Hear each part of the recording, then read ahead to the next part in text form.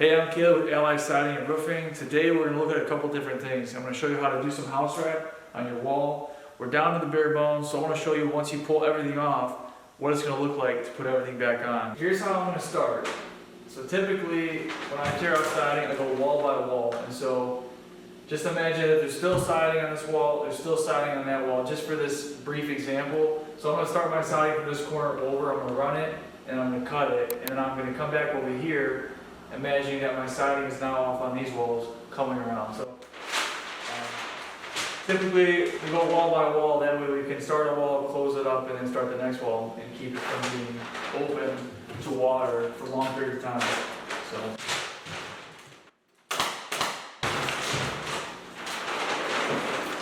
I tack my bottom corner. I usually run it a certain amount of length, maybe 4, 5, 10 feet. Make sure it's nice and straight. Tack it again, and then I come back and I straighten it out. Just like a sheet of paper. You want to make sure it's nice and tight. And come in here, cut it off.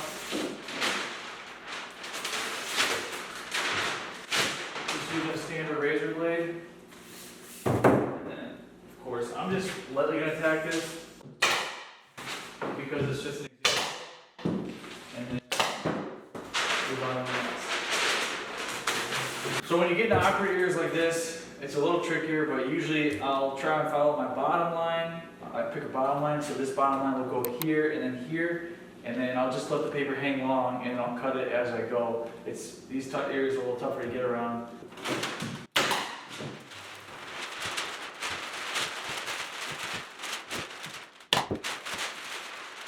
They're run along about a foot. Typically, you want to do a foot past another seam on a corner or an inside corner, whatever it is. You want that foot just to separate, so if water were to get through somewhere, you have good coverage. Sometimes these awkward areas, I might use a second small piece just to get the coverage that I need. And in this case, I'm more than 12 inches, but that's good. You don't want to be less. You can be more, but not less.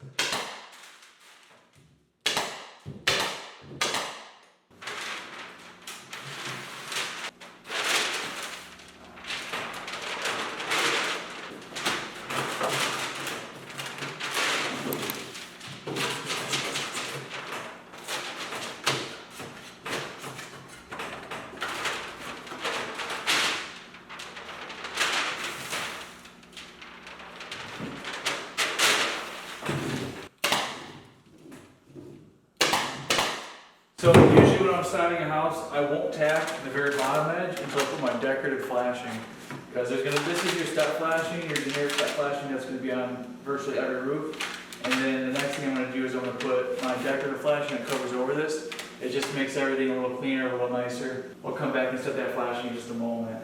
One thing you'll notice is like a little bit of lost area right here. So sometimes when I come into these areas where the roof ends up against a wall and you have a gutter typically right here, it's sometimes good to put a little extra paper, or in a lot of cases we'll use ice and water shield. This helps prevent any sort of moisture from getting right on these back corners. These are a lot of areas that are very common for getting a little bit of rot, and they're usually the areas that break down the fastest because there's so much water traffic coming in this area. In this case, run that as best I can tight against the wall. If water does come back in this corner and gets behind here, this will be really nice and tight. The water will run off here, down your paper, and away from the wall. If there's any minor leakage, if you have a really heavy rainstorm or something.